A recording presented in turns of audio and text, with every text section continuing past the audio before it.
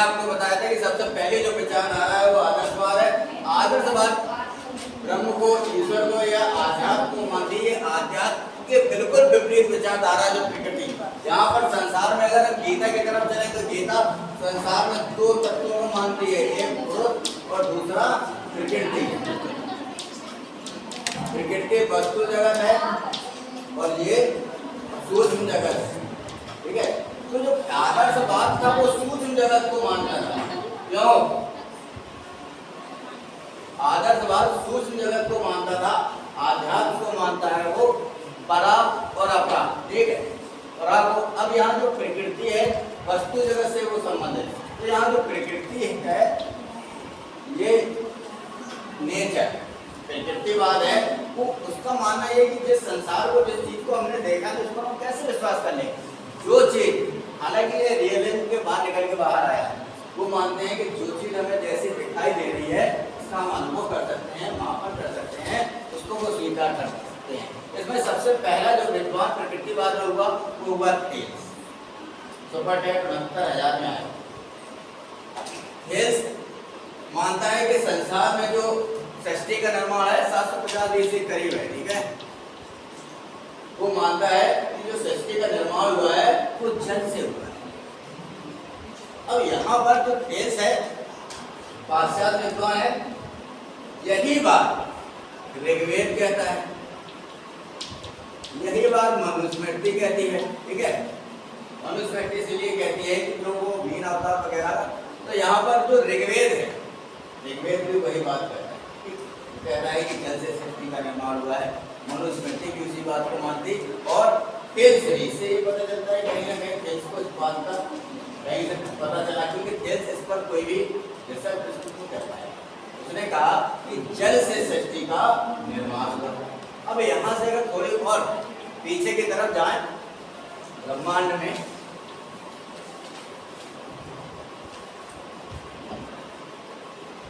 ब्रह्मांड अंडाकार है, इसीलिए जो शिवलिंग होता है वो अंडाकार ही होता है, ब्रह्मांड से रिलेटेड है। अब ब्रह्मांड में एक हमारी छोटी सी गैलेक्सी है, इस गैलेक्सी में के ईस्ट में एक छोटा सा हमारा सौरमंडल है, ठीक है। इस सौरमंडल में कितने नंबर पर पृथ्वी आती है? 5। बुध, शुक्र, पृथ्वी, मंगल और गुरु। मंगल और गुरु के बीच क्षुद्र ग्रह होते हैं, ठीक है। सही लिखा था, क्षुद्र ग्रह होते हैं, इसी के ग्रहों के जो पिंड होते हैं उसी के बीच में मूवमेंट करते रहते हैं, ठीक है। छोटे छोटे पिंड टूट जाते हैं। तो यहाँ जो पृथ्वी है, इस पृथ्वी के अंदर हम लोग हैं। अब यहाँ से थोड़ी सा हम शिव पुराण की तरफ चलेंगे। शिव पुराण के सृष्टि खंड में यहाँ पर जो थ्योरी है डाल्टन ने वहीं से कॉपी की, डेमोक्रिटस ने शिव पुराण से उसको उठाया है, ठीक है। हालांकि ये जो परमाणुवाद का सिद्धांत है, परमाणुवाद का सिद्धांत कणाद का है, ना डाल्टन का है ना डेमोक्रिटस का, कणाद का है सिद्धांत, ठीक। वैशेषिक, इस पर अगर हम जाएं तो जो वैशेषिक है दर्शन,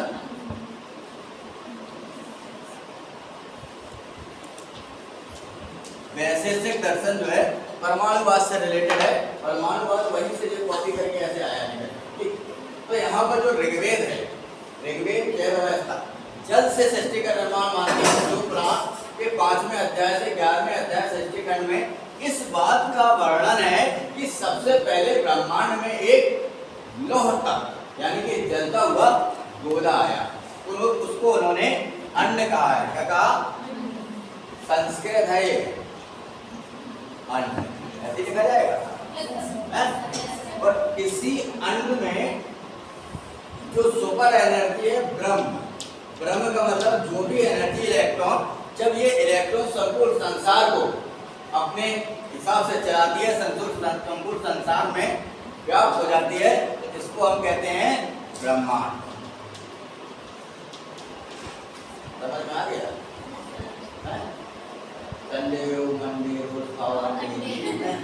तो ये ब्रह्म, अब यहाँ पर ये पुराण ये कहता है कि सबसे पहला एक अन्न हुआ और उस वो बिल्कुल चलता हुआ। अब यहाँ पर जो थ्योरी है।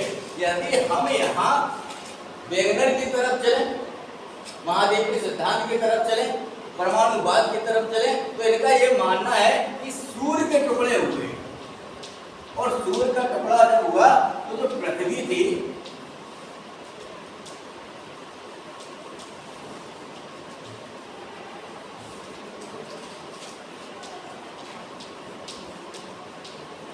सूर्य परपट्टी का जो टेम्परेचर है वो 6000 डिग्री सेल्सियस है, और पृथ्वी के मध्य का जो टेम्परेचर है यहाँ से 16 किलोमीटर नीचे वो 6000, 5000, 6000 डिग्री सेल्सियस है।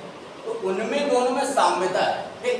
उससे ये बात पता चलती है, और हालांकि इस पर शोध हुआ है, उनका मानना है कि सबसे पहले जो सूर्य था उसका एक टुकड़ा हुआ पृथ्वी, और फिर वो रक्त तत्व धीरे धीरे वो बुझ गया होगा, बुझते बुझते फिर ठंडा हो गया, ठंडा होने के बाद फिर उसमें हिमयुग, टर्सरी युग, ऐसे बहुत सारे युग गुजर गए।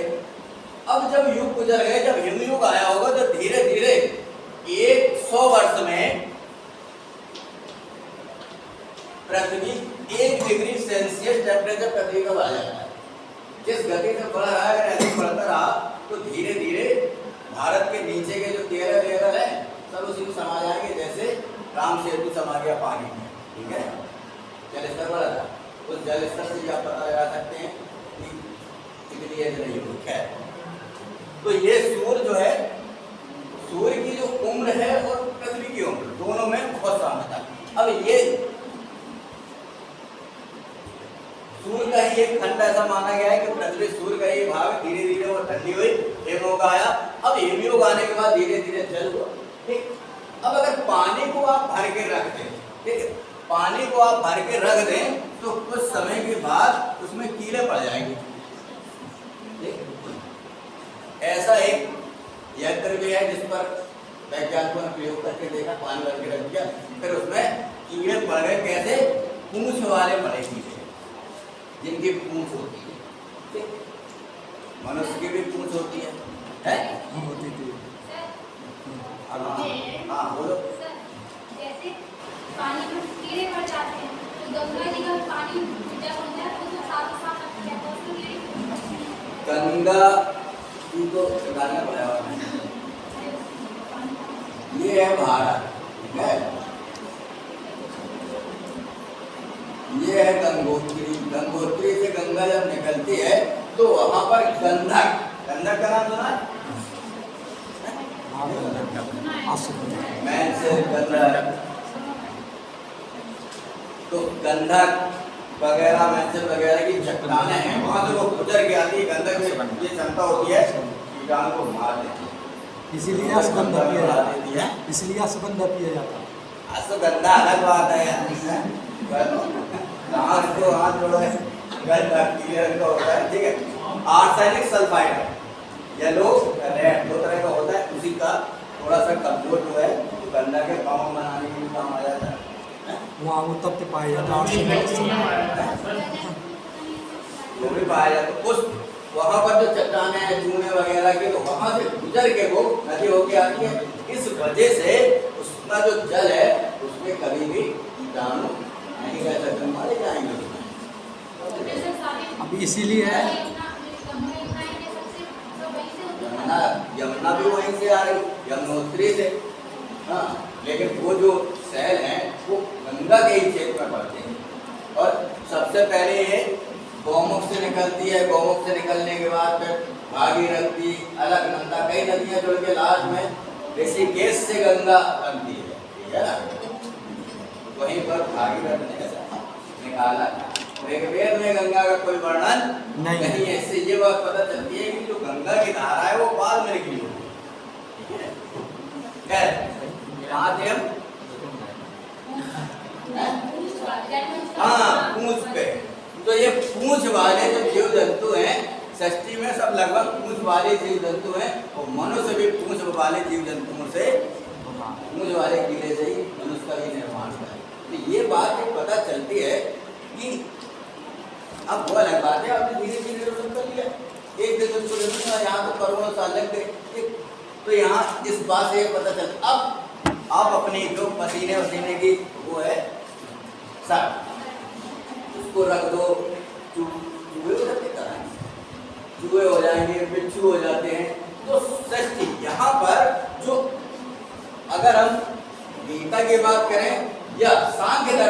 का निशान करके को कहती है षष्ठी का निर्माण स्वतंत्र हुआ है, मनुष्य स्वतंत्र उत्पन्न होता है और स्वतंत्र मर जाता है। आज भी 5 सिर वाले सर्पों को देखा है। तो षष्ठी से इस पर हालांकि हम शोध कर रहे हैं कि पहले कीड़ा बन के आया, जैसे लोग शोध कर रहे थे कि पहले अंडा बना कि मुर्गी बनी या अंडा ही बनेगा, पहले फालतू में पूरे बात है, पहले मुर्गी आई फिर अंडा आया। कौन सा ने फालतू में इसका शोध कर मारा रिजल्ट जीरो। अरे ये तो हम ऐसे बता देंगे। किसने अभी जापान ने एक शोध किया है कि सुबह जल्दी पानी पीने से लीवर सही रहता है। अरे यार हमारे यहाँ जाने कब से उसको 5000 साल से पता है। पहले से सब हमें तो लोग पहले तो यहाँ के पूछ की तरह क्या है? आप बताओ सर, मुर्गी पहले आई कि अंडा पहले आया? मुर्गी पहले आई। मुर्गी कैसे आई? मुझे बताया ना स्वतंत्र कीड़ों से धीरे धीरे अगर अब हम यहाँ आने की अब ये षष्ठी में थोड़ा सा हमें चलना पड़ेगा षष्ठी की तरफ, ठीक है?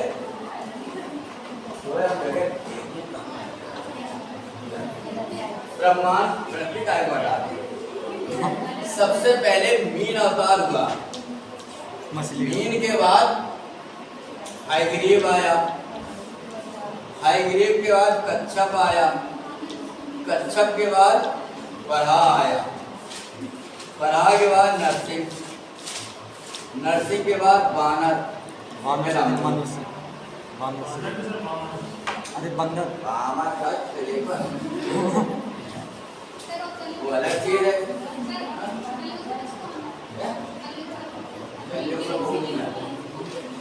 तो सबसे पहले मीन अवतार हुआ। हमने आपको बताया था कि जब जलीय जल होगा तो उस जल में धीरे धीरे छोटे छोटे कीड़े बने होंगे, धीरे धीरे फिर धीरे धीरे डेवलप होते होते मछली, ठीक है?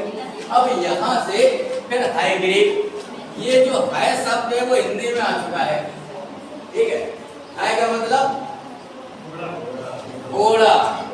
तो ये घोड़ा जो है वो समुद्री वाला घोड़ा है, तो कुछ करते क्या बोलते हैं? हिप्पोक्रेटिस, दरियाई घोड़ा, हिप्पोपोटामस, हिप्पोक्रेटस बोलते हैं। पोटामस अलग चीज है। तो ये हाइग्रीव उत्पन्न हुआ, ठीक? हाइग्रीव के बाद फिर कच्छप आया अथवा बहुत समय तक आपने देखा होगा कि नॉर्मल तरीके से हम लगभग 18 बार 1 मिनट में सांस लेते हैं, कच्छप एक ही बार 2 बार लेता है, इसलिए वो 10,000 साल तक जीवित रहता है, ठीक? यदि आपको आप 7 से 8 बार तक सांस ले तो 100 साल जिंदा रह जाएंगे, ठीक? श्वास से सही है, इसीलिए मतलब श्वास जो पाठ करने का लॉजिक है कि रामायण भागवत पाठ, जब आप पाठ करेंगे तो ज्यादा श्वास ले नहीं पाएंगे, ज्यादा लाइनें हो जाएं उसके चक्कर में, ज्यादा जितना पढ़ कम समय तो लगे, उसकी वजह से ये रुकेगी, धीरे धीरे स्थिरता आती चली जाएगी, इसीलिए योग, ठीक? उसके पीछे ये लॉजिक है, ठीक? तो कच्छप के बाद फिर आया बरहा। बरहा एक ऐसा जीव था, कच्छप भी, कि ये पानी और उसमें दोनों में रह लेता था। बरहा भी काफी समय तक पानी में रहने की क्षमता रखता है, ठीक है? अब यहाँ से हम इस समय जिस षष्ठी खंड में चल रहे हैं वो बरहा कल्प है, ठीक है? हम इस समय बरहा कल्प, हमारा जो षष्ठी चल रही है उसमें बरहा अवतार हुआ। ये तो मीन तो पता नहीं कब हुए, पता ही नहीं है इसके बारे में, ठीक है? बरहा कल्प में चल रहे हैं हम लोग, ठीक? बरहा कल्प के 71वें युग का चौथा, 71 में एक मनवंतर में 71 योग होते हैं, तो इस समय कौन सा मनवंतर चल रहा है? वैवस्वत। तो उसके 71वें युग के चतुर्युगी का कलयुग चल रहा है। अब बरहा कल्प में है, कल संकल्प अंकर पढ़ो, देखो उसमें ज्ञान हो जाएगा, ठीक है? तो अब आपने एक कहानी सुनी या नहीं सुनी पता नहीं, हम सुना दें। तैत्तिरीय उपनिषद में इसका वर्णन है षष्ठी से रिलेटेड, ठीक है? बाहर सब फेसबुक में कुछ नहीं है। तैत्तिरीय उपनिषद इस बात की चर्चा करने का प्रयास करता है, वो कहता है कि जब षष्ठी अभी चल रही है, चलते चलते एक परिस्थिति ऐसे आई कि सूर्य का टाइम पीरियड खत्म हुआ। जब सूर्य का टाइम पीरियड खत्म हो जाएगा तो जब दीपक बुझने वाला होता है तो बहुत अधिक ऊर्जा उत्पन्न करता है। तो फिर ये सूर्य में विस्फोट होता रहता है। नाभिकीय विखंडन, नाभिकीय संलयन 2 प्रकार के होते हैं। नाभिकीय विखंडन होता रहता है यूरेनियम, सूर्य में क्या है? Helium, helium. हाँ, तो उसमें निरंतर विस्फोट होता रहता है और विस्फोट होने से ऊर्जा उत्पन्न होती है और आपको वो लाइट जल रहा है। अब जलते जलते तो खत्म हो ही गए, तो जब वो खत्म हो जाएगा तो जितने भी जब वो विस्फोट होगा उसमें तो पूरा सौर परिवार उसके आसपास का कई हजार किलोमीटरों का एरिया, करोड़ों भी सब जल के भस्म हो जाएगा, एक ब्लैक होल का निर्माण। ठीक, अब ऐसा वर्णन है कि जो पृथ्वी थी उस पृथ्वी को पाताल में छुपा दिया था। ठीक, हालांकि अभी ताजी ताजी एक खोज हुई, उसके हिसाब से लोगों ने माना है कि ब्रह्मांड में और ही जगह पानी आनी है। पानी हो तो हमें पता नहीं है, हमें जो पता है वो बता रहे हैं। ठीक है, तो ब्लैक होल में वो खत्म हो गई पृथ्वी। ठीक है, जब उसके बाद जब सूर्य मर गया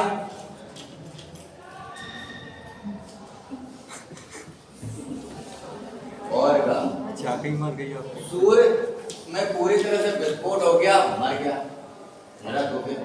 ठीक, लेकिन सूर्य जब पुनः एक नया सूर्य उत्पन्न हुआ और नई सृष्टि निर्माण हुई तो उस सूर्य को कहा जाएगा मार्तंड, मृत अंड। समझ में आया? नहीं आया? सूर्य विस्फोट हो गया, सूर्य मर गया। ठीक है, मरने के बाद फिर एक नए सूर्य का उदय हुआ, अंडे की तरह जो है, अंड की तरह। तो नए जब सूर्य का उत्पन्न हुआ, नई सृष्टि का उत्पन्न हुआ, उसे कहा गया मार्तंड। ऐसे सब निकल में आ रहा है मार्तंड। ठीक, तो नया सूर्य उत्पन्न हुआ और फिर ऐसा माना जाता है कि भगवान ने अपनी वो ईसों पे पृथ्वी को उठाया और उठा के फिर उसको जहां वो चक्र घूम रहा है ना सौर मंडल में रख दिया। उसका मतलब ही ये है जितना भी रिपेयर वगैरह में डाटा है वो डाटा पूरी तरह से गुणात्मक है। आपको समझने में उस पर वर्क करेंगे तब समझ में आएगा, ऐसे नहीं। तो उसको उन्होंने जो बरहा भगवान थे या जो भी थे, तो उन्होंने उसको उठाया और नई सृष्टि का एक निर्माण किया। कहाँ रखा? जहां पर वो पहले थे। ठीक है ना? तो फिर से नया मार्तंड हुआ, नया सूर्य और फिर पृथ्वी और जो भी थी फिर से मूवमेंट होने लगी। ऐसा माना जाता है संसार में 12 पृथ्वियां चल रही हैं। ठीक है, हम योगीराज अरविंद के बारे में हमने सुना है जिन्होंने शुक्र ग्रह से एक व्यक्ति को बुलवा दिया। ठीक है, जहाँ पर वो लोग नाइट्रोजन गैस से ही भोजन बनने का कोई कॉन्सेप्ट नहीं है। और वो लोग संस्कृत, जो संस्कृत का प्रयोग करते हैं वो वैदिक संस्कृत। ठीक, ऐसा पुराणों में माना गया है कि राक्षस लोग शुक्र में भाग गए थे। अब वो ना, खैर इस पर हालांकि बहुत चल रही, आगे चलती रहेगी। तो यहाँ पर बात ये हुई कि धीरे धीरे सृष्टि का निर्माण हुआ। पहले मीन अवतार, हाइग्रीव, कच्छप, बराह, बराह से बानर, बानर से धीरे धीरे मनुष्य डेवलप हुआ। ठीक, तो ये बात जो थेल्स कहता है कि सृष्टि का निर्माण जल से हुआ। ऋग्वेद, मनुस्मृति वगैरह भी इसको कोट करती है, मानती है। ऋग्वेद मनुस्मृति को थेल्स कोट करता है, सॉरी, तो इसको मानता है। अब आगे हम थोड़ा सा चलेंगे। यहाँ पर 500 में से करीब विद्वान है एनेक्सिमेनिस। एनेक्सिमेनिस कहता है कि वायु से सृष्टि का निर्माण हुआ है। अब अगर आप पृथ्वी में पृथ्वी के ऐसे 16 किलोमीटर ऊपर तक जाएं, 16 किलोमीटर नीचे और 16 किलोमीटर ऊपर, तो आपको वायरस जैसे छोटे छोटे जीव वहां पर प्राप्त होते हैं। तो जो वायु है, अब यहाँ पर यदि यहाँ ऑक्सीजन ना हो तो सृष्टि संभव है नहीं। तो वो एनेक्सिमेनिस भी इस बात को कहते हैं कि वायु से, वायुमंडल है तभी तो वायुमंडल ही तो खुद हो रही सृष्टि का निर्माण हुआ। थोड़ा और आगे चले, हेराक्लिस भी इसी बात को। अब इसमें अगर आप थोड़ा ऋग्वेद की तरफ चले, जो हमने आपको बताया 33 उपनिषद की तरफ चले, तो जब जो शिवपुराण कहता है कि बहुत बड़ा रक्त तप यानी कि जलता हुआ अंड था, वो ठंडा हुआ, ठंडा होने के बाद उसमें धुआं निकला होगा, वायु, फिर वायुमंडल का निर्माण हुआ। स्टार्टिंग में अग्नि थी, बाद में फिर कभी तो जलाया होगा। तीनों सिद्धांत उसी से मैच करते हुए दिखाई देते हैं। अब वो कहते हैं कि अग्नि से सृष्टि का निर्माण। आपने देखा होगा कि जब यहाँ पर आग जल जाती है, जलने के बाद वहाँ जब ठंडी होती है तो बहुत कई तरह के कीड़े कीड़े वहाँ उत्पन्न हो जाते हैं। देखा नहीं का दिखा दो। अब इसीलिए आपने देखा होगा जो भस्म लोग खाते हैं, बाबा जी खा रहे हैं, भागदेरी खा लो, तो वो भस्म जब शरीर में जाती है तो उसमें कई तरह के तत्व मिले होते हैं, तो जो शरीर का संगठन है विष पदार्थों को वो बाहर निकाल देती है या उनसे क्रिया करके उनको नष्ट कर देती है, लीवर वगैरह को उनको सही कर देती है। उसके पीछे ये साइंस है, क्योंकि उसमें जो भस्म होती है उसमें भी ये ऑक्सीजन मात्रा बहुत अधिक होती है। खैर, अब यहाँ अगला विद्वान आया डेमोक्रिटस। ठीक, अब डेमोक्रिटस कहता है कि छोटे छोटे परमाणु अणुओं से अणु से जोड़ जोड़ के सृष्टि का निर्माण। अब यहाँ पर हम थोड़ा भारतीय दर्शन की तरफ चलेंगे।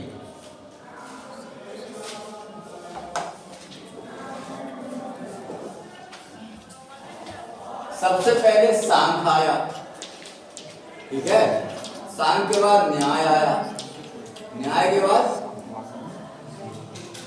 बाद योग आया, योग के बाद वैशेषिक आया। तो ये वैशेषिक परमाणुवाद कणाद ऋषि का है, वैशेषिक दर्शन से संबंधित है। अब यहाँ सबसे पहले 14 तत्व हुए, उसके बाद फिर तत्व बढ़े, ठीक है, न्याय दर्शन में। और एक तत्व यहाँ संगठन, एक छोटा सा जो परमाणु था वो एक दूसरे से जुड़ा, तो यहाँ योग हुआ, योग होने के बाद सृष्टि का निर्माण हुआ। अब यहाँ जो वैशेषिक दर्शन है वो और अधिक जाता है, वो कहता है एक छोटा, जैसे ये चौक है, तो चौक का एक छोटा सा परमाणु, उसके अंदर इलेक्ट्रॉन, न्यूट्रॉन और प्रोटॉन दो है, ठीक, तो इनसे सृष्टि का निर्माण हुआ। इसके अंदर ये तत्व है, तो ऐसे ही और तत्व जुड़ गए, H2O, H2 plus O2,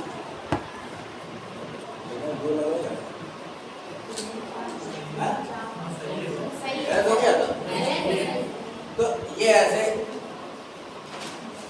oxygen और हाइड्रोजन दोनों मिल गए तो जल का निर्माण हो गया। तो ये बात भी, दोनों वायु है, ऑक्सीजन हाइड्रोजन वायु है, तो दोनों वायु से ये यहाँ एनएक्सी मैनेज में कहता है वायु से निर्माण हुआ, तो दोनों वायु मिल गई, ठीक है।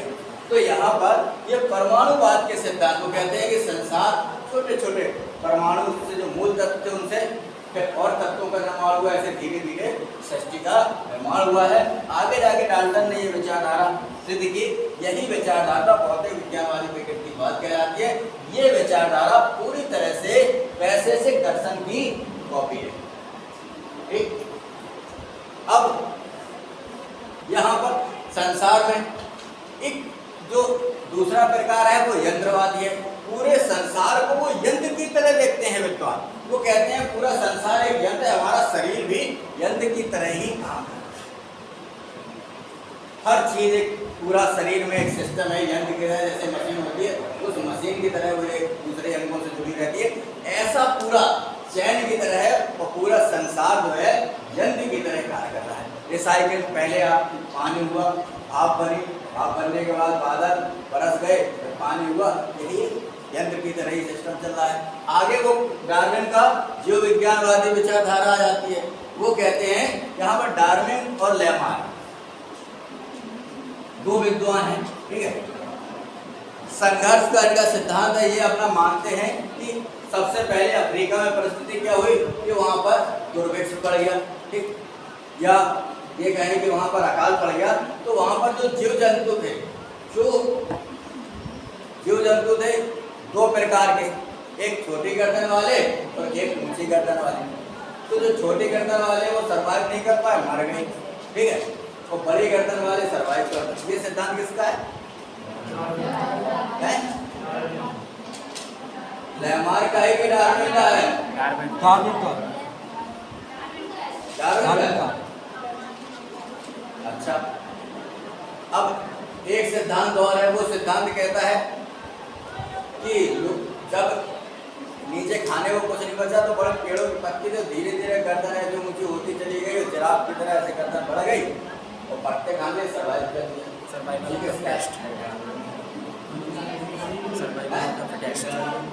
Cervical of the fittest. हाँ, सर्वाइवल ऑफ फिटेस्ट परीक्षा की दृष्टि में आया है कई बार, टेट एग्जाम में। अब ये बताओ, ये दोनों सिद्धांतों में कौन किसका है? कितने लोग बायोलॉजी के, खड़े हो जाओ पहले।